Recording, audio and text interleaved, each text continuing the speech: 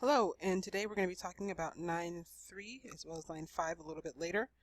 Geometric sequences and series. In a geometric sequence, the ratios of two consecutive terms is constant. The constant ratio is called a common ratio. How about that? The rule to finding the nth term is going to be a sub n is equal to a sub 1 times r to the n minus 1. It's a little bit more user-friendly than the one from arithmetic, but please make sure that you take the time to memorize this equation. So basically, instead of adding and subtracting by a common difference, we're going to be multiplying and sometimes dividing by a common ratio. So for example, 1, tell whether the sequence is geometric. If so, find the common ratio. So I'm looking at this, and ratio, I'm thinking I need to multiply. What can I multiply by 4 to get negative 8? Negative 2. I can multiply that by negative 2 and by negative 2. So yes, it is geometric. And part 2, the common ratio is r equals negative 2. For part B, another way to see this is to actually create a ratio. And so I would do negative 8 over 4, that equals negative 2. 16 over negative 8, that equals negative 2. So with that in mind, I could do 9 over 3, and I get 3. I can do negative 27 over 9, and I would get negative 3. That's not the same. They're close, but not close enough. So this is not geo. For your next one, same thing, setting up a ratio, 81 over negative 243. And if I were to reduce that, I would get negative 1/3. And then I would have 81. Oh, just kidding, just did that one. I would do negative 27 over 81, and that also equals negative 1/3. 9 over negative 27 is negative 1/3. Negative 3 over 9 also equals negative 1/3. So I'm going to say yes. And my common ratio, also known as r, is equal to negative 1/3. Another way, if you're dividing by negative 3 every single time, which you can kind of see as well, then it's going to be 1 over whatever you're dividing by each time. Okay, so for part 2, example 2, write a rule from this one. So this is from 1C, and from 1C we said that my common ratio was negative 1/3. My general or generic form, you can kind of see up there, is a sub n is equal to a sub 1. That's the first term. What's my first term? Negative 243 times r, well, my r was 1/3, to the n minus 1. No simplifying for these. People kind of like this a little bit more. So negative 243 times 1/3 to the n minus 1, plugging directly in a sub 1 and your r. Okay, the other one, they would now, given that formula, they would like for me to find a sub 8, the 8th term of the geometric sequence. So 243 times negative 1/3 to the 8 minus 1. Well, what's 8 minus 1? 7. Then I would plug this into my calculator because it's a little bit easier. And when I do, I get 1/9. So the 8th term of this would be 1/9. Okay, for example 3, two terms of a geometric sequence are given. The second term is 4, and the 6th term is 1024. We are being asked to write a rule for the nth term. So in order to do that, I need the r, and I also need to know what the a sub 1 is as well. So let's plug in what we do know.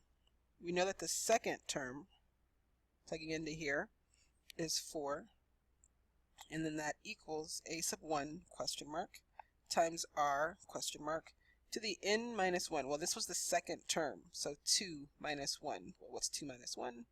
1. The other bit of information that we have is for the 6th term, which is 1000, if I'm plugging directly back into here, 1024 equals a sub 1 question mark times r question mark to the n minus 1, so 6 minus 1, 5. Okay, I have two equations and I have two variables, but these are not linear. So what I'm going to do is kind of use the substitution method here to get one of these variables by itself. Now, This one has nothing but ones. R to the first power is kind of easy for me to deal with. This has R to the fifth, so I kind of want to stay away from that one a little bit. So I'm going to choose to get the a sub 1 by itself here by dividing by r and dividing by r, because remember r to the first power is just r. So a sub 1 is equal to 4 over r.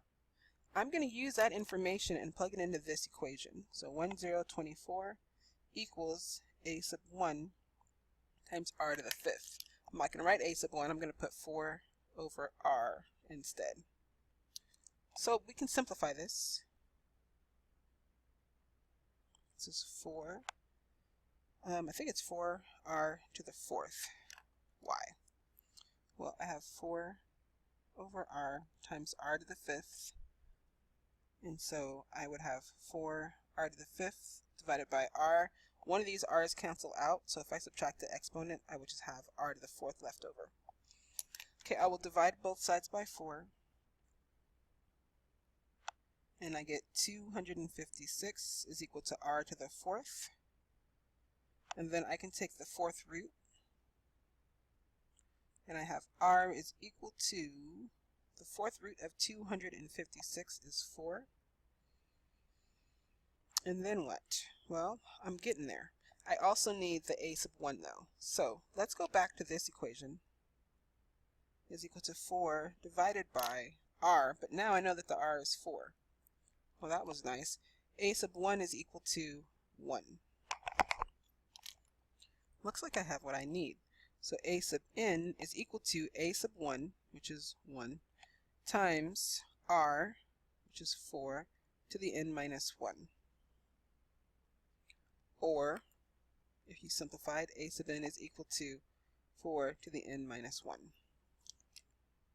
There you go.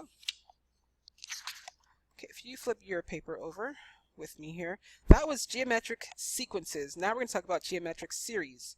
And that's when we're trying to find the sum. So remember, the difference here is that we're trying to find the sum instead of just creating a list of them, the sum of all the terms that we had. So evaluate it. So this formula is another one that I would like for you to memorize. The sum of n terms is equal to the first term over 1 minus r to the n over 1 minus r. So what do I need? Well, the sum of, they're telling me the 10 terms. So the sum of 10 terms is equal to a sub 1. Well, what's my a sub 1? That's the first term, which is negative 3, times 1 minus r to the nth. Well, what's the r? What do I need to do to go from here to here? Well, 6 divided by negative 3 is negative 2. So I'm going to put my r in as negative 2 to the nth power, so to the 10th power, divided by 1 minus 2. That looks like fun. I'm going to tell you, I will do most of this probably on my graphing calculator, but I will simplify a little bit first. This is 1 minus. Now, negative 2 to the 10th power is 1024. How do I forget that 0? Over 1 minus 2. That's not right. What was my r? It was negative 2. 1 minus negative 2, which would be 3. Oh, that's nice because these 3's cancel out. So I just have negative 1 minus 1024, which would be negative 1 times negative 1023. So my sum of those first 10 numbers, 10 terms, is 1023. I would, right now, just press pause and just practice putting this in your calculator just to make sure you get this answer. Because now I've shown you how to do the work, but I would like for you to do that as well. Okay, the next one. The sum is still, this is still my formula that I would still like for you to memorize. And they want me to evaluate this now. So I want the sum of the first 6 terms. So that's the first, second, third, fourth, fifth, sixth. That's S of 6 terms because I want 6 of them. Equals the first term. Well, I need to find that first term. The first term happens when I plug in this number n to the n, so 1 plus 1. So 1/3 squared is 1/9. That's my first term. This is a sub 1. so 1/9, times 1 minus the r. What's the r for this one? It's a good question. It's going to be 1/3, because remember, if the general one is a sub 1 times r, well, the a is 1, so no one cares, but the ratio is always going to be what has the exponent attached to it. So this is 1/3 to the n, which is 6 over 1 minus 1/3. Then you're going to simplify as much as you can, and I have 1/9 times 1 minus 1/3 to the 6th over 2/3. This is a good time to use your calculator, but if you're not ready yet to take that plunge, this is 1/9 times 1 minus 1/729 over 2/3. Okay, and then if you use your calculator, you're going to get a decimal.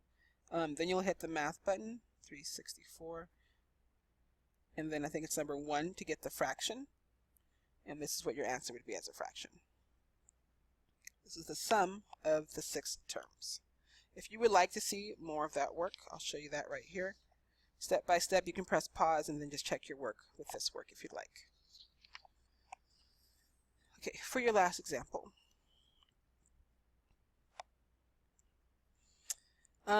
Still using the same formula. I did write it a few times, a little bit redundant. What I want to do this time though, now I'm given this. So I'm given 31/4. That's this portion of it. And I want to be able to find out what the n is. So let's plug in what we know. We know that if this is my series, the first term, looking at it, is 4 times 1 minus, well, the r. What's the r? It's 2/4, which would be 1/2. So I'm dividing each one of these by 1/2. That's my r. To the n over 1 minus 1/2. I'm going to show kind of a lot of steps here for this one, so be ready. I got 3 minutes on this video. What do I want to do first? I need this n by itself at the end of the day. So what I think I want to do is to get rid of things as much as I can. So I'm going to first get rid of this 4. So I'm going to divide by 4, which is like multiplying by 1/4. So I'm going to multiply by 1/4 here, and I get 31/16 equals 1 minus 1/2 to the n over, what's 1 minus 1/2 in this denominator? 1/2. I want to get rid of that 1/2. So I'm going to do times 1/2 and times 1/2. So I have 31/32 equals 1 minus 1/2, because these canceled out, to the n. I'll subtract 1. 1 minus 31/32 would be 1/32 equals negative 1/32. Is it? 32, 30, no, yeah, that's right. Equals negative 1/2 to the n. Because this sign was bigger than this one, so this keeps the negative. Then I can divide both sides by -1, and I have 1/32 is equal to 1/2 to the n. How do I get this by itself? A little bit of a flashback. I'm going to take log base 1/2, log base 1/2, and then what I have over here is log base 1/2 of 1/32 equals, these cancel out, n. Not done yet. I would love to have these have the same base. So I'm thinking, how can I convert that? Well, this is basically log base 1/2 of 1/2 to the 2 to the 5th power gives me 32. This is all equal to n. So now these cancel out, and I just have n is equal to 5. So the first 5 terms is what equals to that. If that bothers you a lot though, go back to over here. And then you're just basically trying to figure out 2 to what power gives you that. So 1/32 equals 1/2 to the 5th power, because 2 times 2 times 2 times 2 times 2 gives you 32. So that would mean that your n would have to be 5. Oh, that's what I was just talking about right there. All right, that is geometric sequences and series. Thank you so much for joining me.